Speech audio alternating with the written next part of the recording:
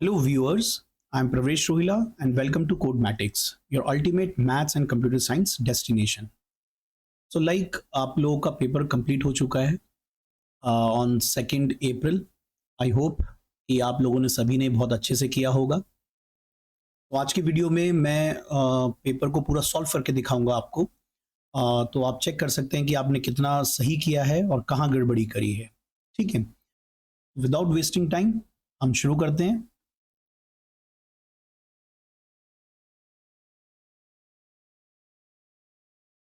देखिए, जो पेपर का पैटर्न था वो ज़्यादा टफ नहीं था, मॉडरेट था. लाइक जैसे जो सैम्पल पेपर में भी बताया गया था, जिस तरीके से क्वेश्चंस दिए गए थे उसी टाइप में ही क्वेश्चंस आए हैं, है ना. अब जैसे कि हम जानते हैं कि प्रोग्रामिंग पार्ट थोड़ा ज़्यादा रहता है, 40 मार्क्स कवर करता है हमारा पाइथन 70 मार्क्स में. तो लाइक कुछ बच्चों को ऐसा लग रहा है कि प्रोग्रामिंग पार्ट ज़्यादा है, तो ऑब्वियसली ये प्रोग्रामिंग पार्ट आएगा ही आएगा ज़्यादा, है ना. थ्योरेटिकल पार्ट ज़्यादा कवर नहीं होता है. तो चलिए देखते हैं अब क्वेश्चंस को हम. तो लाइक फर्स्ट क्वेश्चन था कि हमें ट्रू एंड फॉल्स स्टेट करना था. सो while defining a function in Python, the positional parameters in the function header must always be written after the default parameter. ठीक है, आपको याद है जैसे हम लिखते हैं def और वो कह रहा है कि अगर मैंने a equals to 5, b ये लिख दिया, इज दिस करेक्ट.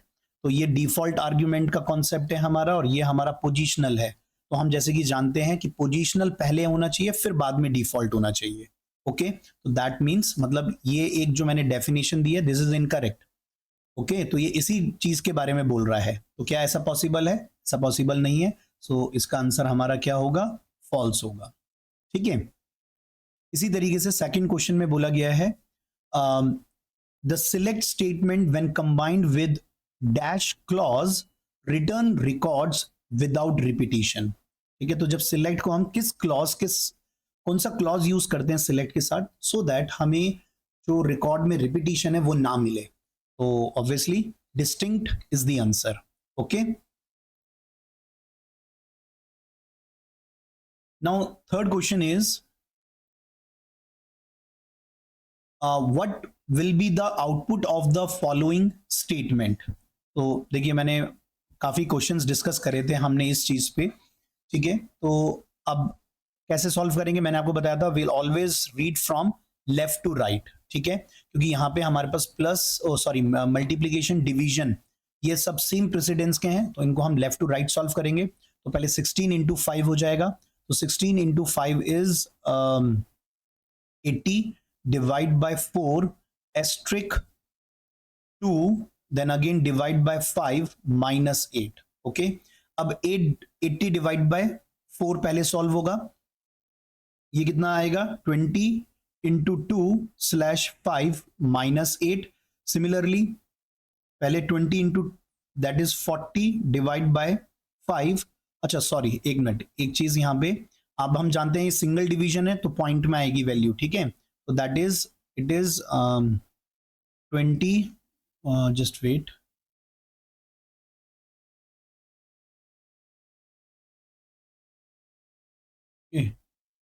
सो एक मिनट, एन हमारा यस.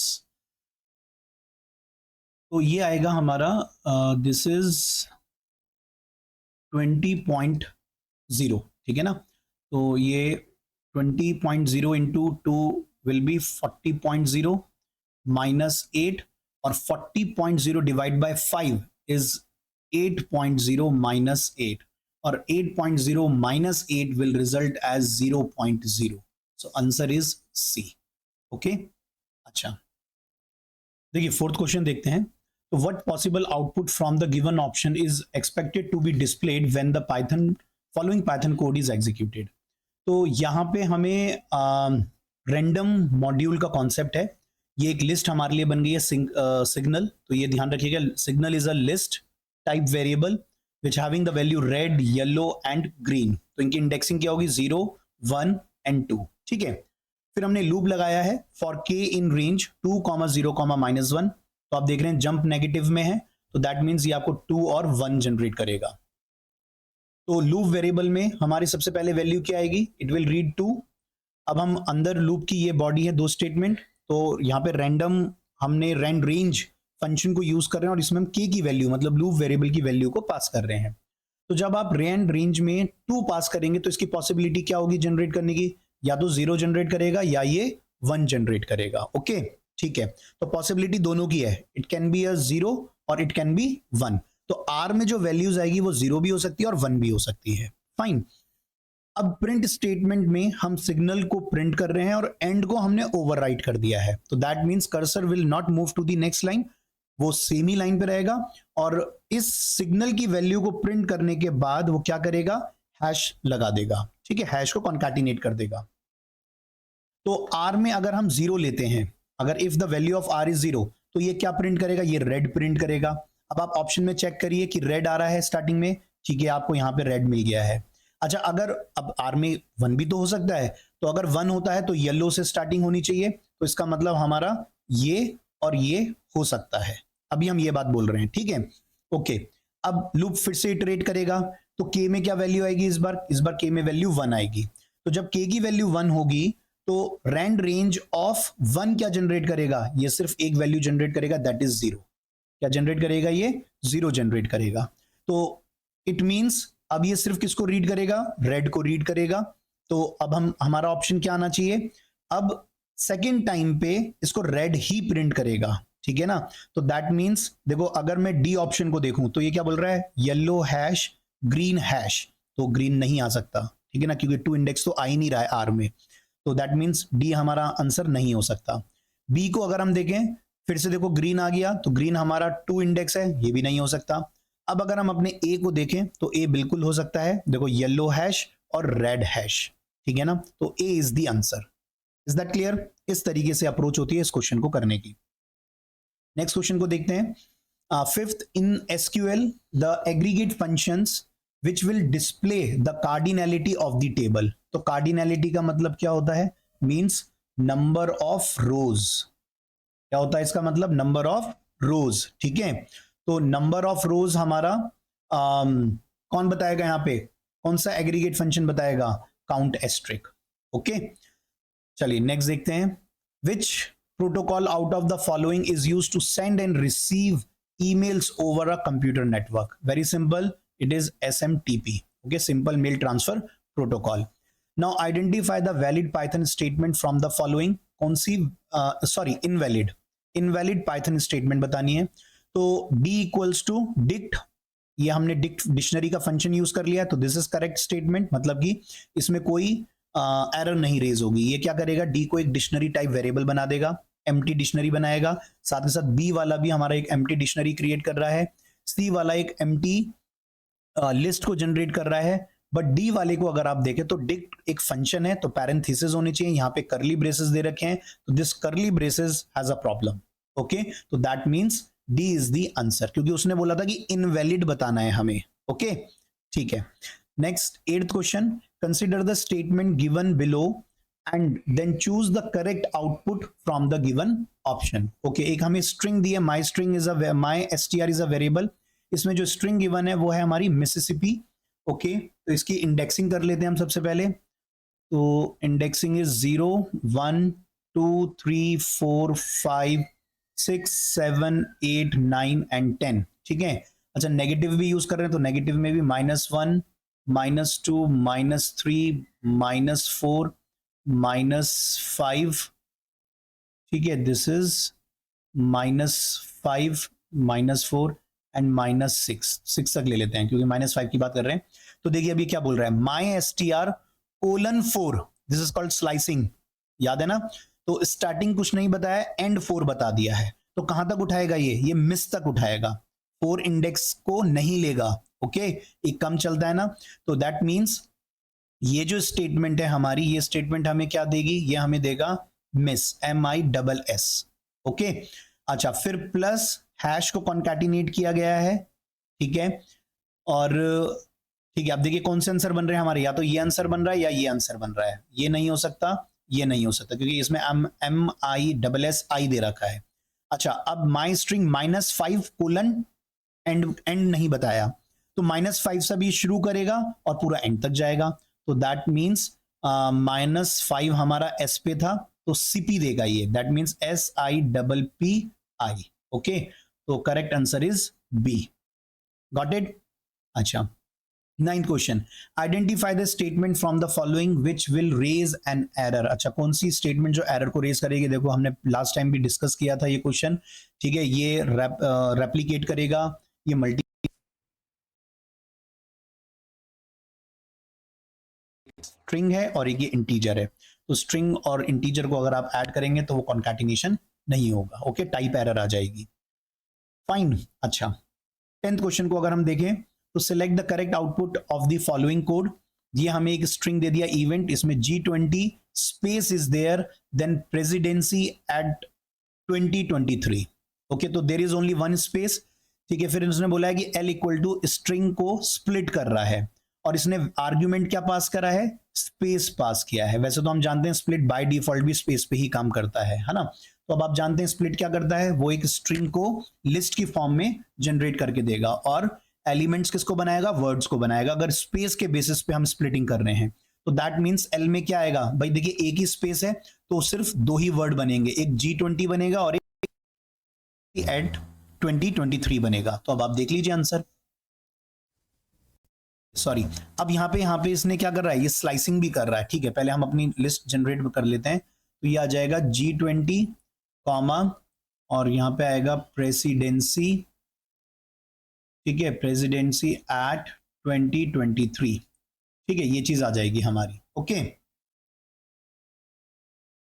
ठीक है। तो अब ये क्या जनरेट करेगा? अब इसने ये हमारी लिस्ट बना दी है। ओके, अब लिस्ट बनाने के बाद हमारा ये प्रिंट फंक्शन एग्जीक्यूट होगा, और प्रिंट फंक्शन पे हम क्या कर रहे हैं? हम प्रिंट फंक्शन पे स्लाइसिंग यूज कर रहे हैं। क्या यूज कर रहे हैं? स्लाइसिंग। अब देखिए स्लाइसिंग कैसे यूज हो रही है, यहाँ पे हमको -2 कर दिया, तो ये हमारा this is 0 and this is 1, ठीक है ना, ये चीज हो गई।